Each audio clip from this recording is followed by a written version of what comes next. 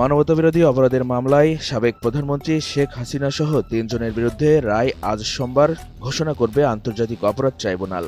ট্রাইব্যুনালের রেজিস্ট্রার দপ্তর জানিয়েছে, সকাল 11টায় রায় উপলক্ষে আদালত বসবে। আন্তর্জাতিক অপরাধ ট্রাইব্যুনাল ১-এর চেয়ারম্যান বিচারপতি মোহাম্মদ গোলাম মর্তুজা মজুমদারের নেতৃত্বে ৩ সদস্যের বেঞ্চ এ রায় ঘোষণা করবেন। রায়কে ঘিরে ট্রাইব্যুনাল এলাকায় নিরাপত্তা জোরদার করা হয়েছে। এমনকি অতিরিক্ত নিরাপত্তার অংশ হিসেবে সেনা মোতায়েনের সুপারিশ করে সেনা দপ্তরেও চিঠি পাঠিয়েছে সুপ্রিম কোর্ট। এদিকে বেলা 11টায় ট্রাইব্যুনাল ১ থেকে শেখ হাসিনা সহ ৩ জনের বিরুদ্ধে মামলার রায় সরাসরি সম্প্রচার করবে বাংলাদেশ টেলিভিশন বিটিভি। একই সঙ্গে এই রায় সম্প্রচার করবে আন্তর্জাতিক সংবাদ সংস্থা রয়টার্স।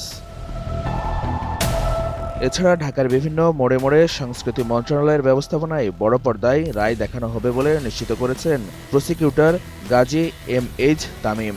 সেই সাথে ট্রাইব্যুনালের নিজস্ব ফেসবুক পেজেও সরাসরি রায় সম্প্রচার করা হবে। গত বছরের জুলাই-আগস্টের গণঅভ্যুত্থান চলাকালে শিক্ষার্থী জনতার উপর হত্যাযজ্ঞ, নির্যাতন ও দমন-পীড়নের অভিযোগে দায়ের করা হয় এই মামলা।